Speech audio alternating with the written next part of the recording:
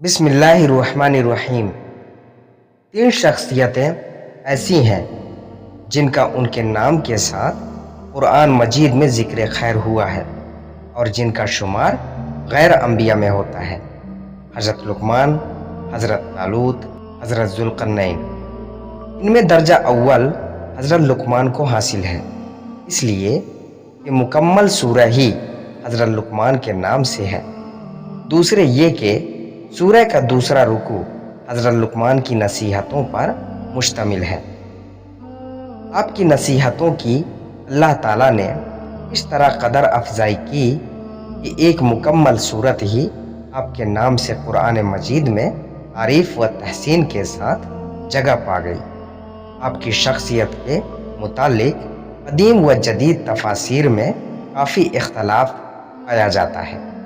ہم اگر حضرت لقمان کی نصیحتوں پر قرآنی آیات کی روشنی میں غور کریں تو پتہ چلتا ہے کہ حضرت لقمان یمن میں ایک قبیلہ کے سردار تھے۔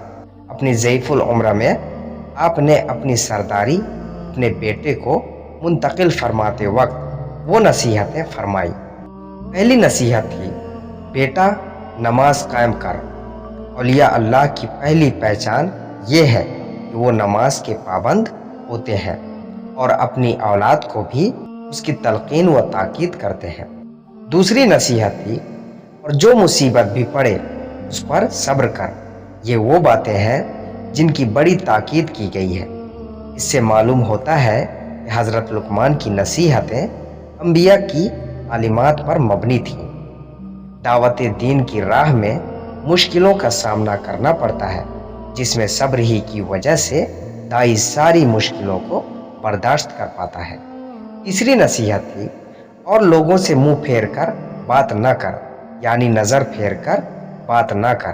حضرت لقمان نے اپنے بیٹے کو یہ نصیحت اس تناظر میں فرمائی کہ اقتدار پر فائز شخص کا مزاج کچھ ایسا بن جاتا ہے کہ جب کوئی مجبور و بے سہارا آدمی اس سے بات کرنا چاہتا ہے، وہ شخص نظر ملائے بغیر دوسری طرف رخ پھیر لیتا ہے اور ایسا تاثر دیتا ہے جیسا کہ اس آدمی سے نظر ملانا بھی اس کے منصب سے بروتر ہے۔ اس مزاج سے بچنے کے لیے حضرت لقمان نے فرمایا کہ لوگوں سے منہ پھیر کر بات نہ کر۔ اس نصیحت سے یہ سبق ملتا ہے کہ لوگوں سے نظر ملا کر بات کرنا چاہیے۔ نظر ملا کر بات کرنے سے اپنائیت پیدا ہوتی ہے، خلوص اور محبت بڑھتی رہتی ہے۔ ملنے ملانے والے پھر ملنے کی خواہش کرتے ہیں۔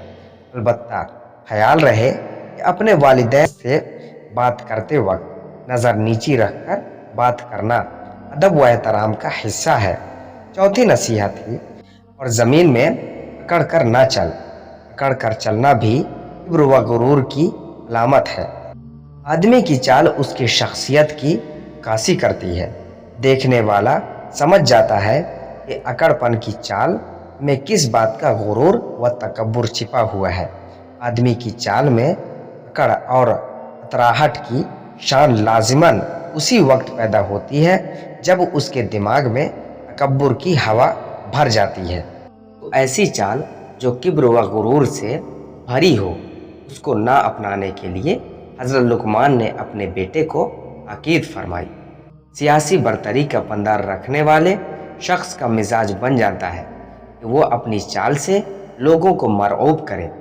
پانچویں نصیحت تھی، اللہ کسی خود پسند اور فخر جتانے والے شخص کو پسند نہیں کرتا۔ خود پسندی یعنی آدمی کا خود اپنے اوپر فریفتہ ہونا، اس کو حضور اکرم صلی اللہ علیہ وسلم کے ارشاد کے مطابق تین بڑی مہلت چیزوں میں سب سے زیادہ مہلت شمار کیا گیا ہے۔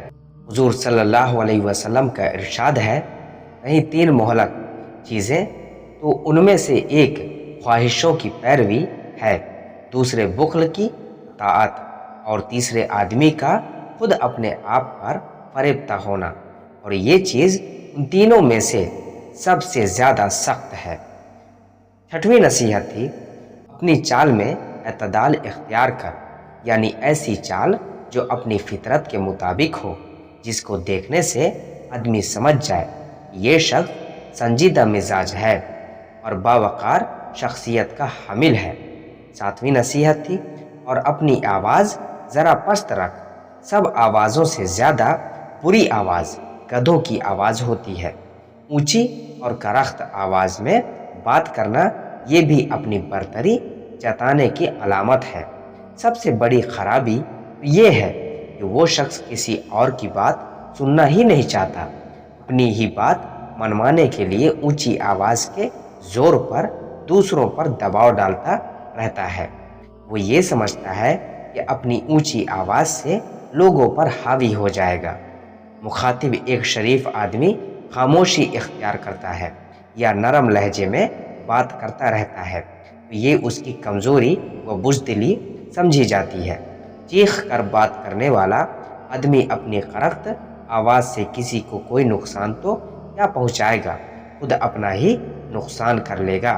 एक तो ये आवाज़ के सुनने वाले बहुत देर तक ऊंची आवाज़ का बोझ बर्दाश्त नहीं कर सकते। दूसरे ये कि आइंदा वो ऐसे शख्स से दूर ही रहना पसंद करते हैं जो उनके कानों पर आवाज़ की शक्ल में हथौड़े बरसाता रहता है। वाज़ेह हो कि एक मजमा को खिताब करने वाला ज़ाहिर है बुलंद आवाज़ से ही खिताब करेगा। नमाज जमाअत के लिए बुलंद आवाज़ से ही अज़ान दी जाएगी। ऐसी बुलंद आवाज़ें सामीन की फितरी मिजाज से मुताबिकत रखती है। चीख कर बात करने और बुलंद आवाज़ को बवक्त ज़रूरत इस्तेमाल करने में बड़ा फ़र्क है। तो मेरे दोस्तों, हज़रत लुक़मान की ये नसीहतें उम्मीद करता हूँ आपको भी पसंद आई होगी। अब मिलते हैं अगली वीडियो में, तब तक के लिए दुआ की दरख्वास्त के साथ। अल्लाह।